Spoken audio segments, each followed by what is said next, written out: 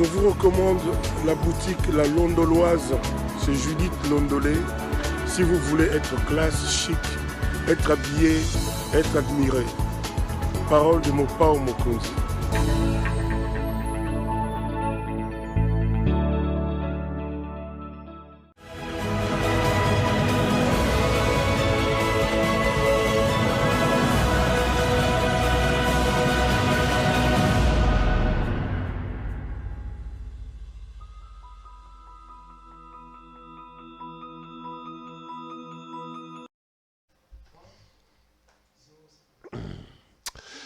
Madame, Messieurs, bonjour, bonsoir et bienvenue à ce nouveau numéro de l'émission d'Écrit Info, ce magazine d'analyse d'actualité politique, sociale, économique et même juridique qu'on a lancé ici à CPL Télévision. Des questions importantes qui retiennent l'actualité dans plusieurs domaines sont mises sur la table. Nous tentons de les décortiquer en leur donnant un sens, une forme et selon nous.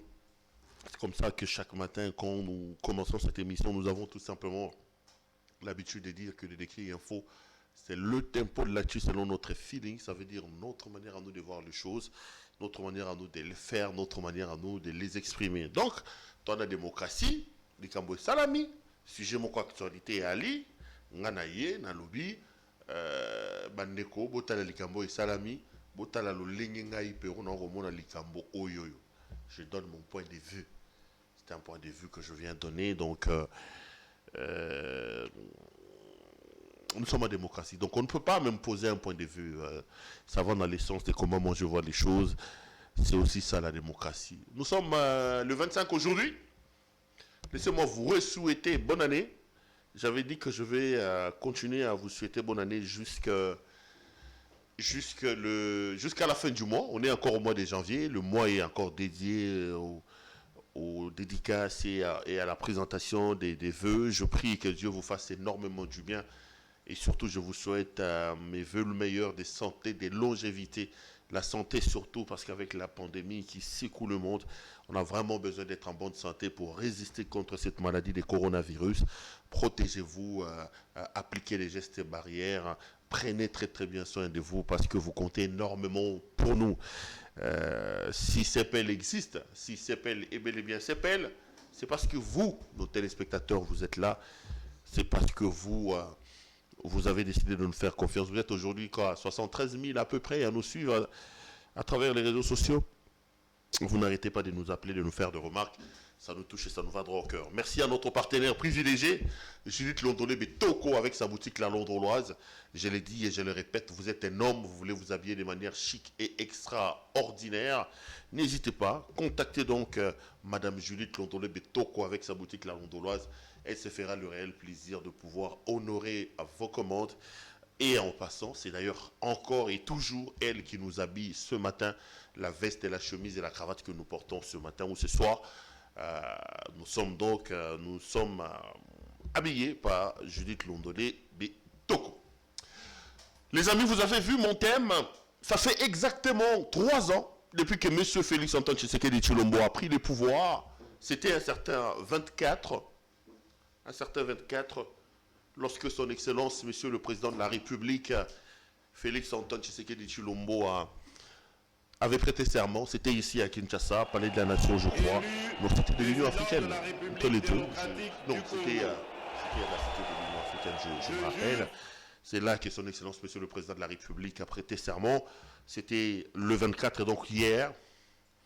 Pour la première fois, on assistait donc à une cérémonie civilisée des passations de pouvoir entre un président entrant et un président sortant, Joseph Kabila Kabange. 3 ans après, qu'est-ce que l'on retient de Félix Antoine Tshisekedi? Qu'est-ce qu'on peut dire? Je suis en train de faire un travail fouiné là-dessus dans le jour qui arrive. Vous aurez des articles et même les travails, mais pour le moment aujourd'hui, je viens un peu donner mon point de vue sur les 3 années que M. Félix Antoine Tshisekedi Tshilombo a passé au pouvoir. Qu'est-ce que moi je retiens de cela? Qu'est-ce que je pense de l'avenir? Je donnerai mon point de vue à l'occasion donc de cet anniversaire. Mais vous connaissez les principes, les amis. Le principe dans cette émission, c'est que nous ne la commençons jamais sans réserver les premières minutes à la situation sécuritaire dans l'Est de la République démocratique du Congo. J'avais pris un engagement solennel avec vous tous, parce que j'estimais que le Congo a un problème, un sérieux problème. Et j'avais dit que le Congo doit être compris comme un corps. Et dans un corps humain, toutes les parties sont importantes. Il n'y a pas des parties plus importantes que les autres. Je donne toujours cet exemple-là en disant, aujourd'hui, si vous avez un mal au niveau du pied, même la tête va dire non, non, non, non, ça ne va pas, j'ai mal. Même les mains vont dire non, non, non, non, non, j'ai mal. Donc, nous disons que le Congo doit être compris, le Congo doit être pris comme ses corps. Ça devenait de plus en plus anormal et inexplicable que nous ayons un pays grand comme celui que nous avons aujourd'hui, que nous ayons un pays riche comme celui que nous avons aujourd'hui, mais que nous vivions dans une sorte de léthargie, non seulement de léthargie, d'insouciance, au point où des situations les plus catastrophiques dans notre propre pays n'arrivent plus à nous émouvoir. Je commençais à ne pas me trouver d'explication au fait que quand il y a de l'insécurité dans l'Est de la République, à Kinshasa et peut-être ailleurs, pour les Congolais qui sont à l'étranger, on a l'impression que ce qui se passe dans l'Est de la République est très loin. Moi, j'avais dit non, les amis, il faut que j'attire l'attention. Il faut que je contribue, que je sois fier de moi, que je sois capable de dire à mes enfants demain, quand ils grandiront, regardez, votre papa était Congolais et Congolais, mais regardez ce qu'il a fait pour son pays. Parce qu'à un moment donné, un peu comme le disait Kennedy, nous devons nous poser la question de savoir, non pas ce que le pays a fait pour nous, mais ce que nous avons fait pour le pays. J'aime cette idée parce que j'ai comme l'impression que l'État est une idée un peu abstraite. L'État est tout simplement la résultante de ce que ses citoyens font de lui. Si l'État doit être fort, c'est parce que les citoyens de ce pays ont fait des institutions qui sont fortes, ont fait des lois qui sont fortes et qui sont respectées, et la constellation de ces choses produisent un État qui est au départ est une idée abstraite un peu forte.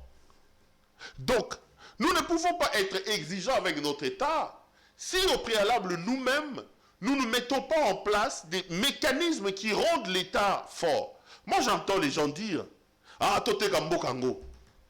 Mboka nini oyo, mboka nini oyo. Les amis, quand on dit mboka nini oyo, tote ka mboka nini oyo, mboka oyo nini. Mais mboka en réalité, c'est une réalité abstraite. La force de l'État, mboka oyo po tote ka ngote, ça ne dépend que de ce que nous, Congolais, nous ferons. Quand vous avez des autorités irresponsables qui arrivent à la députation nationale, qui arrivent à la magistrature, qui arrivent à être mandataires, qui est bourgmestre, qui est ceci, qui est cela, ils sont plongés dans une sorte d'inconscience, une inconscience collective. Ils ne comprennent pas que ce pays est un bien que nous avons nous tous. Quand quelqu'un arrive aujourd'hui au pouvoir, c'est sa famille. Moi, j'étais content quand le président de la République, Félix-Antoine Tshisekedi Tshilombo, a pris les pouvoirs. Il y a eu des images qui ont circulé sur les réseaux sociaux dans lesquelles il a réuni sa famille en leur disant « Makambo, qui famille présidentielle les a soutenu. » Tous les Congolais avaient applaudi cela. C'est moi, votre frère, qui suis président de la République, ce n'est pas vous. Calmez-vous. Les Congolais avaient dit voilà un discours, mais 3 ans plus tard, est-ce qu'on peut encore dire la même chose? Maïs Tshibangou répond à cette question en disant non. Maïs Tshibangou révèle que ça, ce n'était qu'un discours. Aujourd'hui, il y a des dégâts qui se font dans les carrés miniers. Que ce soit à Kolwezi, à Lubumbashi. M. Maïs Tshibangou a lancé une campagne médiatique ici dans laquelle il démontre que les membres de la famille présidentielle arrachent les carrés miniers des gens. Lui, il habite Lubumbashi, je ne sais pas d'où il tire ses sources. Je le cite, Maïs Tshibangou. Il a encore fait une vidéo pour nous dire que la situation qui se passe aujourd'hui avec M. Jean-Marc Aboud est une question de dispute des carrés miniers. Mais où est le discours de M. Tshisekedi lorsqu'il disait à sa propre famille, faites attention, c'est des choses comme ça qu'on attendait. Malheureusement, 3 ans après, les membres de la famille présidentielle sont cités dans des dossiers de scandales aussi. On est revenu à l'époque des Kungulu Mobutu, on est revenu à l'époque des tels, on est revenu à l'époque, et malheureusement, les gens disent Mbokango Kufanango, Mbokango Totekango, Mbokango. Non les amis, on ne peut pas dire ça. Pour que l'État soit fort, nous les habitants de l'État, de ce pays-là, l'État comme réalité abstraite, nous devons travailler, nous devons lui donner sa force. Et lui, en retour, quand on aura réussi à mettre en place des institutions fortes, des principes et des lois qui prennent les pas sur nous, les individus, la justice indépendante capable de condamner tel ou tel autre, nous allons nous protéger au mieux. Mais là, vous avez un État totalement en lambeaux. Les éléments structurant l'État n'existaient plus. Et l'UDPS, sur qui reposaient nos espoirs, a pris le pouvoir. Nous avons cru qu'avec l'UDPS, il y aurait une refondation de l'État, de l'autorité de l'État. Mais aujourd'hui, on est obligé de déchanter. C'est la désillusion et la déception totale. C'est donc très très compliqué, les amis. Donc, j'avais dit, si tel est le cas, M. Perrault-Loara, il faut que tu regardes qu'est-ce que tu peux faire pour contribuer à l'élévation et au développement de ton pays. On ne peut pas se développer dès lors qu'il y aura la sécurité dans l'Est de la République. J'ai dit, je suis journaliste, je prends les outils de mon travail, ma caméra, mon micro, je vais les mettre en contribution pour alerter l'opinion, pour que la paix et la sécurité reviennent dans mon pays. Je l'ai fait comme un lanceur d'alerte pour dire au monde entier, voici ce qui se passe ici chez nous. Ça fait 2 décennies que des femmes sont violées, que des enfants sont massacrés, que des familles entières sont obligées de vivre en brousse à cause d'une situation d'insécurité qui s'est fait au nez et à la barbe de nous tous. Ce n'est pas normal. L'humanité tout entière, monde entier, que vous soyez congolais ou que vous ne soyez pas congolais, si vous avez la possibilité de me regarder au travers de cette vidéo, c'est inacceptable ce qui se passe dans l'Est de la République démocratique du Congo. Ce grand pays planté au cœur de l'Afrique est malade. On viole dans sa partie Est, on massacre. C'est compliqué, c'est terrible. Et ça fait plus de 2 décennies que ça dure.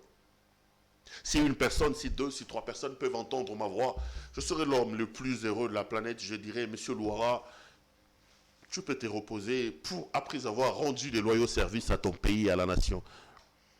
Ça ne va pas. Et on nous a amené ici une recette que j'ai cru, moi, une recette à laquelle j'ai cru.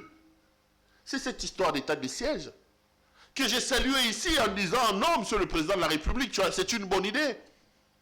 Mais aujourd'hui encore, par rapport à ça, quand vous lisez le rapport de l'Assemblée nationale, vous écoutez les députés qui se plaignent du fait qu'on est en train de prolonger tout le temps l'état de siège sans pour autant permettre à nos représentants de pouvoir étudier le fond de l'affaire, on est dans l'obligation de déchanter. On se rend compte que même l'état de siège ne produit pas les résultats escomptés.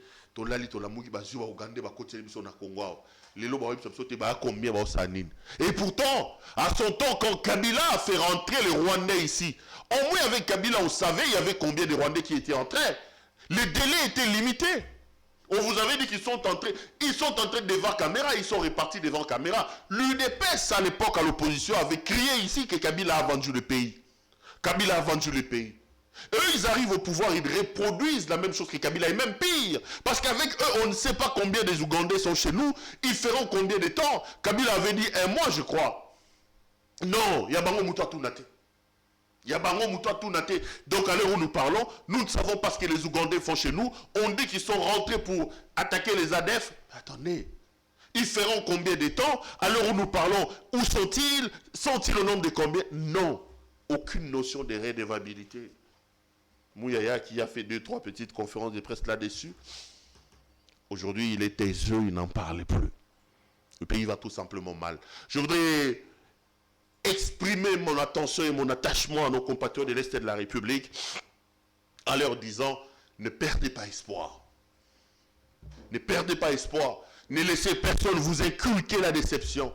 Ne laissez personne vous dire, Mokao le Koufa, il n'y a plus rien à faire. Non.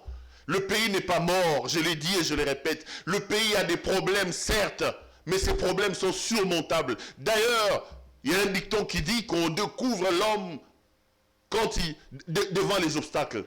Nous avons un pays malade qui est peut-être dans un état de coma, mais nous n'avons pas un pays mort. Si nous conjuguons nos efforts, nous tous, nous pouvons élever ce pays. Je refuse qu'on inculque à mes enfants, qu'on nous inculque, qu'on inculque à ma génération que ce pays est mort. Non, pas du tout. Je refuse. Le pays a des problèmes. Et le pays au-delà des problèmes qu'il a, le pays souffre d'une grande maladie, d'un grand cancer. Cette maladie-là, elle est plus mortelle que le corona. Le pays souffre d'un problème de leadership. Le Congo a un problème de leadership. Le pays n'a pas encore trouvé l'oiseau rare. Un président ou un leader capable de les drainer, de les prendre de là où il est et de les sortir de la situation où il est. Un leadership clair, un leadership éclairé avec une vision claire. Non.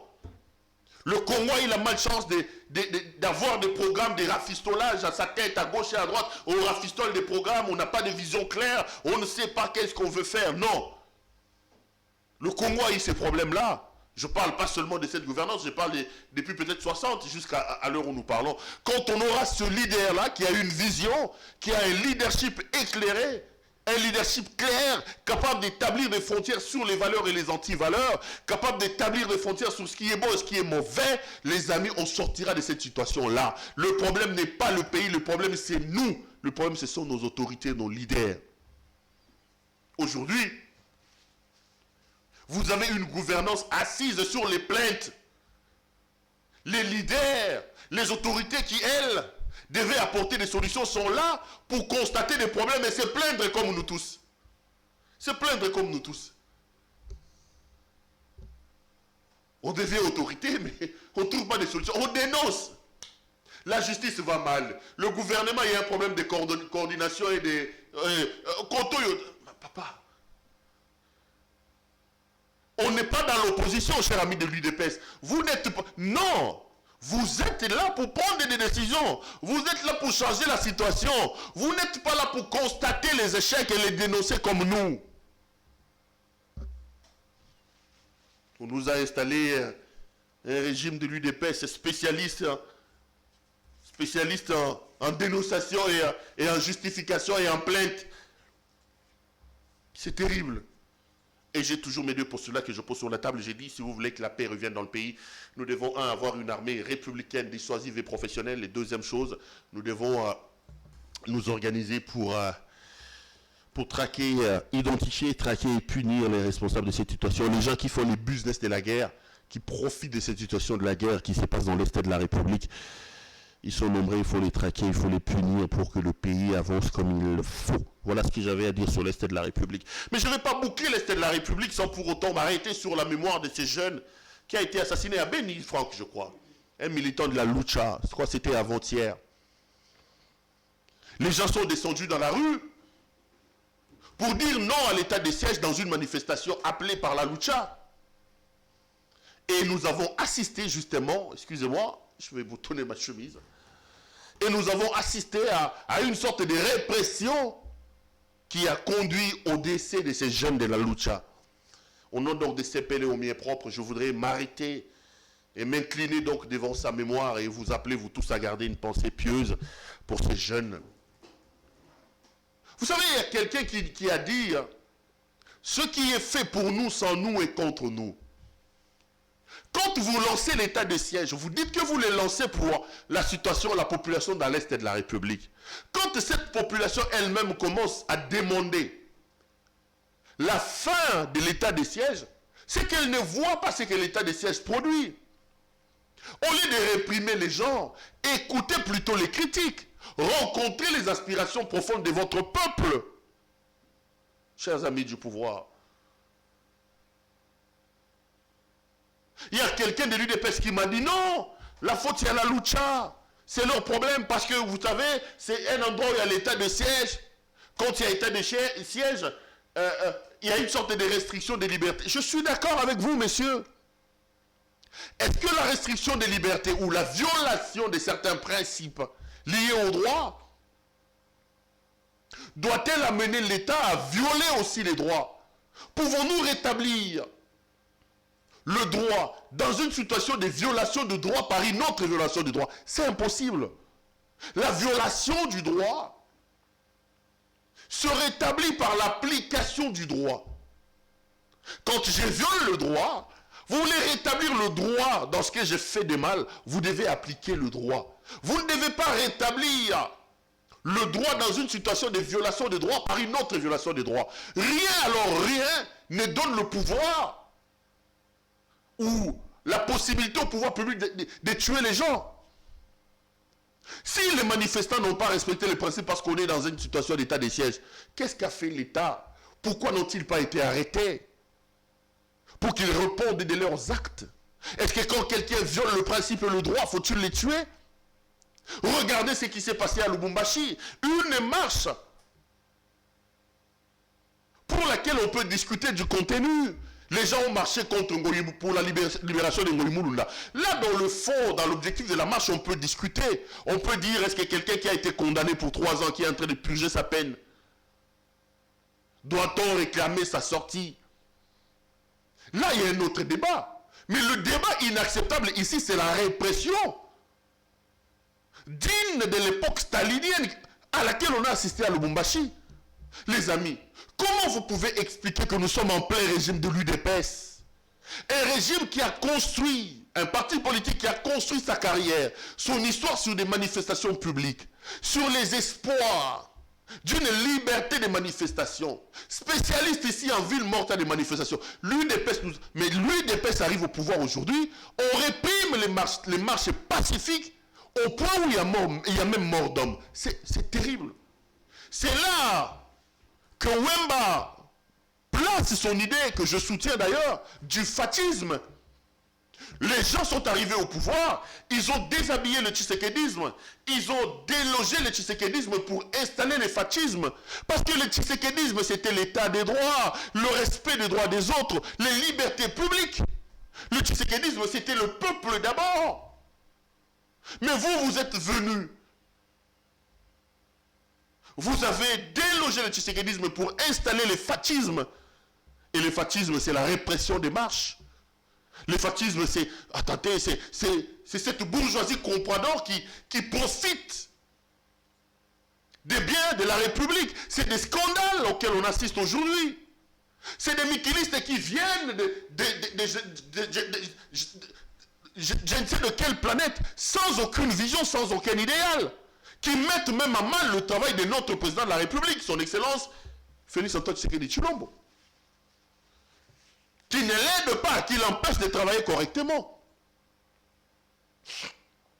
Ici, je voudrais non seulement m'étonner de ce qui arrive, mais je tiens aussi à condamner avec la dernière énergie ce qui se passe. Moi, je ne veux pas opiner sur le fait qu'on doit, oui ou non, libérer Ngoï Mulunda de la prison. Libre à ce qui a organisé cette marche-là, j'ai mon point de vue là-dessus. Mais la volonté qui amène aussi les gens à descendre dans la rue, c'est des décisions que l'on peut considérer injustes. Vous savez, dans un pays, quand la justice n'est pas distribuée de manière équitable, ça crée des frustrations et ces frustrations amènent au trouble à l'ordre public. Comment vous pouvez expliquer que Ngoï Mulunda, condamné à juste titre, selon peut-être moi, oui, pour avoir incité à la haine tribale, on a créé un truc, on a dit que c'était la haine tribale, je crois, ou la sécession. Ok, la justice a fait son travail. Ngoï Mulunda est comme de 3 ans. Mais vous avez M. Makabouza, lui condamné pour 5 ans pour détournement des deniers publics. Il fait moins d'une année ou une année, il est sorti par grâce présidentielle. Comment vous pouvez expliquer ça? Comment on peut expliquer ça? Comment on peut expliquer que Henri Magie, Jacques Ndala, condamné pour des comment ça s'appelle, des infractions d'expression, pourrissent aujourd'hui en prison, qu'un homme comme Etienne Longondo, sur lequel pèsent des soupçons de détournement, selon le rapport de l'IGF dans la quête de la gestion des fonds Covid, lui va en prison comme un touriste, 3 à 4 jours, une semaine, il sort avec UDPS Viva. Comment on peut expliquer ça? On crée une certaine instabilité par les décisions injustes que l'on prend. Ça crée des problèmes. Ça crée des problèmes. Et des gens descendent justement dans la rue pour chercher par eux-mêmes à rétablir ce qui peut être désormais considéré comme une injustice. Parce que lorsque la justice n'est pas distribuée de manière équitable à tous les Congolais, à tous les compatriotes, ça crée ce genre de problème. Et moi, ce qui me désole est que toutes ces choses-là arrivent au moment où nous parlons bel et bien du régime de l'UDPS. L'UDPS qui a aidé, qui a porté pendant plus de 30 ans sur ses épaules les espoirs de tout un peuple. Mais l'UDPS qui nous déçoit. Les amis, regardez les images que notre ami Merveille est en train de vous proposer, les images qui nous ont fait tous rêver. Regardez ces belles images. C'était le 24 janvier 2019. Pour une fois, dans ce pays, on assistait à une passation civilisée du pouvoir entre un président sortant, Joseph Kabila Kabange, et un président entrant, Félix Antoine Tshisekedi Tshilombo. Regardez ces images. Moi, je le regardais avec larmes et je disais, oh mon Dieu, enfin dans ce pays. J'en avais marre de regarder à la télévision, par exemple, dans les cérémonies américaines où vous avez 5 chefs d'État. Vous avez là Bill Clinton qui était là, George Bush Senior, George Bush Junior, Donald Trump aujourd'hui, Barack Obama, Biden, ils peuvent s'installer. Ils peuvent s'installer sur la table. Vous avez à un moment donné Jimmy Carter. Tu vois comme ça 5 chefs d'État. Je dis, ouah, ça me faisait aussi plaisir de voir, par exemple, au Ghana, où vous avez Jerry Rawlings, vous avez tel.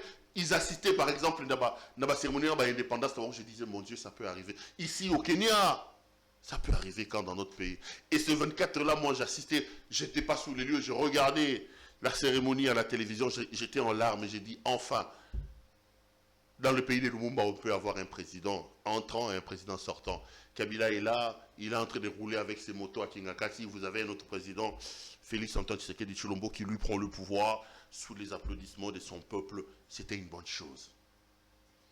Mais 3 ans plus tard, je suis dans l'obligation de déchanter et d'arrêter mon plaisir et ma joie seulement à l'alternance et à la passation du pouvoir.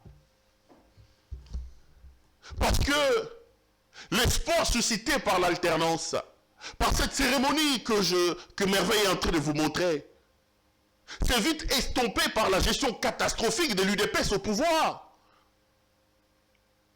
Un peu comme à l'indépendance, les Congolais ont cru que le Mundele qui nous fait souffrir va partir. Nous allons manger à notre faim. Non, le Mundele est parti. Et aujourd'hui, quand vous posez la question aux Congolais, certains estiment même qu'à l'heure où nous parlons, nous aurons pu rester encore une colonie belge.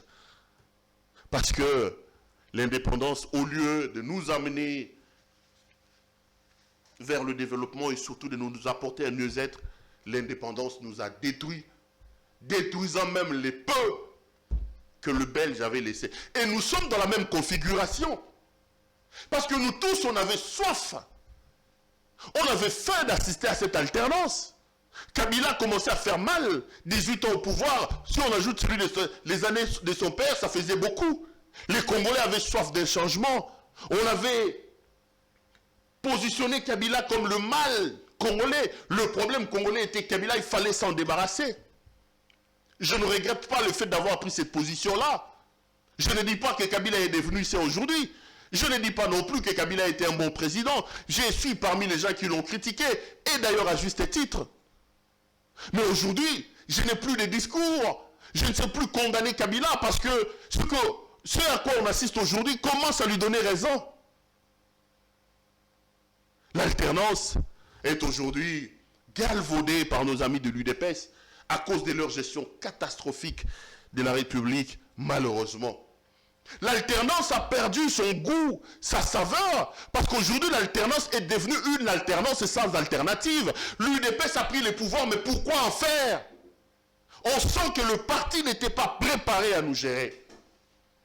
Lorsque le président Tshisekedi prend le pouvoir, la plupart des Congolais exultent. Enfin, quelqu'un dont on connaît le père, quelqu'un dont on connaît la mère, quelqu'un qui a étudié chez nous, qui a vécu chez nous, qui a des amis à Betala Bango Bala, Poto Mikie, il a des amis Basana Bango Silikoti à Orakin. Banakin Boebi Keden, Bill, à Betala Bango Bill, Azana Bangwa. On s'est dit, un de nous est arrivé au pouvoir. Mobutu était président de la République, oui, mais son papa habitait où? Kasavubu, Laurent Désiré Kabila, ou Tanzanie, ceux qui n'ont maquis, Joseph Kabila n'a pas grandi ici chez nous, il n'a pas notre culture. Enfin, on avait un Congolais. Je ne dis pas que les autres n'étaient pas des Congolais. Enfin, on avait quelqu'un dont on connaît les origines, le papa, Atangana Masamba, Anabana classe Tabaron. Mais 3 ans après, les amis, on est dans l'obligation de déchanter. C'est la désillusion et la déception totale. Je suis en train de faire un travail de compilation. Je suis en train de compiler le discours de son Excellence, Monsieur le Président, son discours programme, quand il annonçait sa candidature ici à Béatrice Hôtel. Je prends son discours, les 3 discours qu'il a tenus sur l'état de la nation. Je prends son discours sur, ici à Limité, lorsqu'il lançait l'opération 100 jours. Je suis en train de compiler. Mais là où je suis en train de lire, les amis, j'ai des larmes aux yeux. Parce que dans les chapelets des bonnes intentions repris, notamment dans son discours de campagne, les intentions reprises dans son discours de 100 jours, ne parlons même pas de discours sur l'état de la nation. Il a dit que 2000, premier discours, c'est l'année du social. Après, il dit l'année de l'action. Mais là, il dit Kissalume Banda.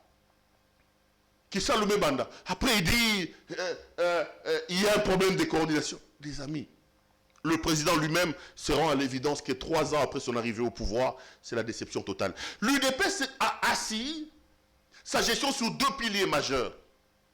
Ces piliers-là les ont accompagnés pendant tout le temps, toute la traversée qu'ils ont eue quand ils étaient encore parti politique d'opposition. C'était le peuple d'abord, et deuxième élément, c'était l'état de droit. Je vais aujourd'hui m'attarder sur ces 2 éléments. Si j'aurai le temps demain, je sais à combien de minutes, je reviendrai encore sur ces éléments-là, parce que je vous dis que je suis encore en train de faire un travail là-dessus. Le peuple d'abord est une idéologie qui a fait école avec le vieux Etienne Tshisekedi Wamulumba notamment. C'était quoi le principe? Le principe était que l'intérêt du peuple devait prendre le pas sur l'intérêt des individus. On arrive au pouvoir non pas pour se servir, mais on arrive au pouvoir pour servir ces peuples meurtris qui souffrent. Ces peuples avaient besoin d'avoir des espoirs et de voir sa situation s'améliorer. Mais 3 ans après l'arrivée au pouvoir, l'UDP s'était incapable de nous dire qu'est-ce qu'il a fait de nos vies. Je vois certains communicateurs prendre des éléments de manière éparse. On dit, oh non, zongo bâti électricité. Voilà, côté. Pour une fois, les étudiants trans-académiques sont en place. Non, les amis, on ne peut pas comparer des choses comme ça. Dites-nous en termes de chiffres, quels sont les indicateurs, les agrégats qui vous amènent à établir les bilans de M. Tshisekedi? Parce que nous, Congolais, là, on n'a pas besoin de mettre des lunettes pour voir que le bilan il est catastrophique, que c'est un échec patent. Il faut nous dire, Kabila, où nous vous avons trouvé avec autant d'accès, de pourcentage d'accès à l'eau et à l'électricité, voilà là où nous vous avons amené. C'est sur des questions comme ça qu'on attend. L'UDP s'est arrivé au pouvoir avec les slogans « Le peuple d'abord ». Mais le peuple est obligé aujourd'hui de déchanter, de voir l'émergence d'une classe de jouisseurs. Une bourgeoisie comprador, installée notamment au pays par le régime de l'UDPS. Nos compatriotes de la diaspora qui nous offrent des spectacles désastreux et désolants. Quand on les cite en termes de détournement, en termes de pillage, en termes de ceci. Des gens qui sont venus et qui pensent que la gestion de la République fait partie d'une affaire des COP. Ils n'aident pas le président de la République. Et la désolation atteint son paroxysme quand on se rend compte que malgré les cris, la clameur publique sur les actes de ces gens, le président de la République ne sanctionne pas. Dites-moi à l'heure où nous parlons, pourquoi M. Bilomba n'est pas sanctionné? Pourquoi M. Vidier Chimanga n'est pas sanctionné? Pourquoi M. Eboma n'est pas sanctionné? Ceux-là, je cite seulement ces 3 cas-là, c'est des personnes qui ont exposé la République au ridicule. On est conseiller de son Excellence, Monsieur le Président, mais en public, je prends le cas de Vidier Chimanga, on donne des coups. À la rigueur, monsieur devait démissionner. S'il n'avait pas démissionné, le président de la République devait prendre une ordonnance pour les révoquer. Monsieur Eboma qui crée un problème dans le site Katende. Nous tous, nous avons cru que quand le président de la République va rentrer de Kananga de son voyage dans le Grand Kassai, les décisions vont venir. Mais ça va faire bientôt quoi, 3 semaines. Qu'est-ce qui explique cette léthargie? Et ces gens sont venus. Ils croient que la gestion de la République, c'est une affaire des COP. Pour la plupart venant de l'Europe, ils n'aident pas son Excellence, Monsieur le Président de la République. Ils sont en train de salir son image. L'image de la République. Et la déception, c'est que le Président de la République lui-même regarde et ne sanctionne pas. Nous sommes obligés de conclure à quoi? Est-ce qu'ils le font avec la complicité du Président de la République? Est-ce que le Président de la République ne voit pas tout ça? On se pose des questions. Donc, le peuple d'abord est devenu aujourd'hui, à l'heure où nous parlons, un slogan creux, un slogan vide. Nous avons vu notre situation sociale s'est dégradée par rapport à là où Kabila l'a laissé. Des décisions alambiquées dont on se réveille, boutou. Gratuité de l'enseignement, après ça commence à poser problème à Chikap, on dit qu'il n'y en a pas. On dort, on se réveille, au Thomson, Thompson. On dort, on se réveille, au zéro tout. Comme ça. Donc, déjà par rapport à l'élément Yaliboso sur le peuple, d'abord je veux parler du social, c'est un échec patent. Et cet échec-là est exacerbé, ça donne encore la colère quand on voit qu'il y a un groupe qui lui profite des richesses de la République. Ce groupe-là est cité en termes de détournement. C'est toujours des millions. Il y a 14 millions les cacao, il y a 14 millions, il y a 15 millions, il y a 57 millions. Attendez. Quand il faut lancer des programmes pour le bénéfice collectif, le bénéfice de nous tous, il n'y a pas l'argent. Deuxième élément, c'est l'état des droits. L'état des droits est un état dans lequel le principe prend les pas sur les individus. Où nous tous nous sommes soumis à la primauté de la loi, des principes. Mais ce qui se passe ici, on a vu les premiers signaux, on a dit oui. Dans ce pays, pour une fois, on voit les mandataires être inquiétés. Un directeur de cabinet du président de la République être condamné. D'accord, allez voir dans les prisons. Toutes les personnes qui pouvaient aujourd'hui donner un argument de taille à cette histoire de l'état de siège, que la plupart des communicateurs du régime utilisaient, ils sont dehors. Les Tillemans se sont sortis, les Benjamin Wenga sont sortis, les Makabouza sont sortis, les Tels sont sortis, et les prisons sont vides aujourd'hui. Qui sont restés là-bas? Jacques Ndala, Henri Magi, Barnabé Milingagno. Des grands détourneurs de fonds de l'État. Ceux qui ont trempé la main dans les caisses de l'État alors que le pays a besoin d'argent. Et ils sont plus là. Ils sont partis. Les Willy Bakonga sont partis. Et vous voulez nous parler encore de l'État de droit. Mais il lui reste encore 2 ans, les amis. Je voudrais ici très pathétiquement lancer un appel à son Excellence, Monsieur le Président de la République. Je l'ai dit et je le répète. Monsieur Félix-Antoine Tshilombo doit comprendre que sur ses épaules pèse un nom, c'est le nom de Etienne Tshisekedi Ouamboulumba de Rose Mémoire. Tshisekedi, Etienne, a porté les espoirs de tout un peuple, de tout un pays, pendant plus de 30 ans. C'est-à-dire quand il y a des choses que nous faisons, nous devons nous rendre compte que dans ce que nous faisons ici, si Tshisekedi était vivant, est-ce que Tshisekedi est fier de ce que nous faisons? J'entends que le président de la République change des postulats. J'entends que le président de la République, change des axiomes. Que le président établisse la frontière, la rupture entre des antivaleurs autrement décriées à l'époque de Kabila, par lui-même d'ailleurs, par l'UDPS. Quelle est sa vision? Qu'est-ce qu'il pense? Il veut nous amener où? Que le président définisse clairement la frontière, que le président pose des jalons. On ne dit pas qu'en 3 ans, le président de la République allait faire de nous l'Allemagne d'Afrique. Encore que c'était sa propre promesse, ce n'est pas nous qui avons dit, le président avait dit qu'il fera du Congo l'Allemagne d'Afrique. Mais là, on se rend compte qu'on n'est même pas le Kosovo, même pas la Serbie d'Afrique. On n'est même pas la Pologne, même pas le Kosovo. Si on ne pouvait pas devenir l'Allemagne d'Afrique, On pouvait ne fût-ce que devenir à la Serbie, à la... Hein? France, quand tu es Belgique, tu es tout à la Serbie, à la Pologne d'Afrique. Mais là, on commence plutôt à devenir même les Tchad d'Afrique. C'est compliqué, les amis. Ça, c'est pour dire que, à mon point de vue, en 3 ans, il n'y a pas beaucoup d'éléments sur lesquels nos amis de l'UDPS peuvent se réjouir. Le régime avant était assis sur des accusations. Ce n'est pas nous, c'est Kabila. Ce n'est pas nous, on me bloque. Ce n'est pas nous, ce n'est pas nous. Mais même dans les 6 mois, 7 mois, on le Kabila a zaté. S'il y avait une certaine vision, s'il y avait une certaine rupture, on pouvait petit à petit voir les choses commencer à s'améliorer. Mais là, c'est de mal en pis. Je lance donc un appel pathétique à son Excellence, Monsieur le Président de la République, Félix Antoine Tshisekedi Tshilombo, dans les 2 ans qui arrivent, Excellence. Voyez ce que vous pouvez faire pour réjouir votre peuple. Premier élément, commencez par balayer votre cour. Les Congolais en ont marre.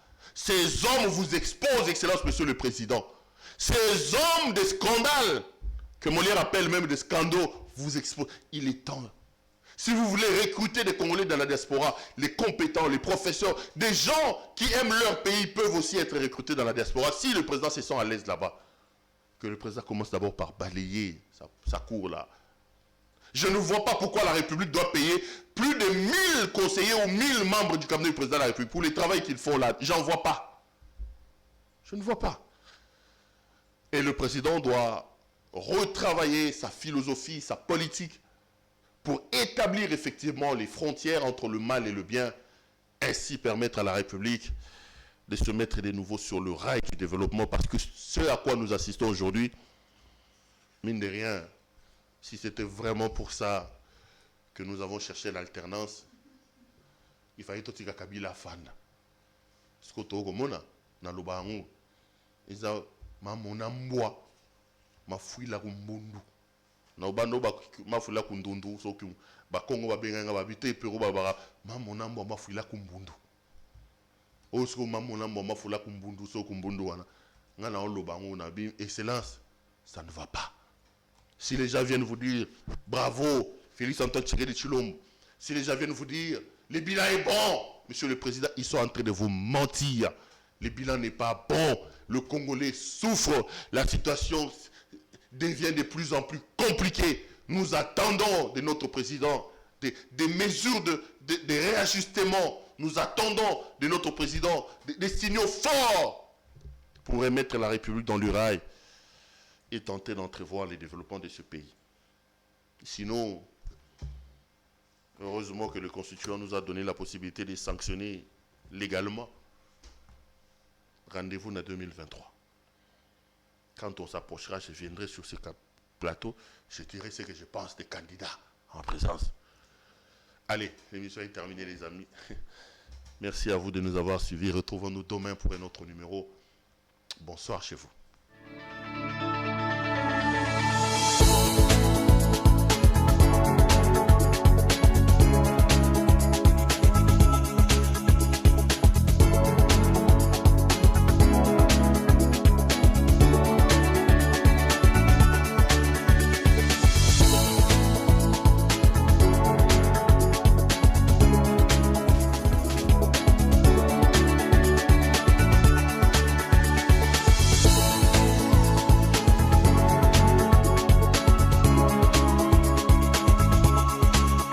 Je vous recommande la boutique La Londoloise, c'est Judith Londolé. Si vous voulez être classe, chic, être habillé, être admiré. Parole de Mopao Mokonzi.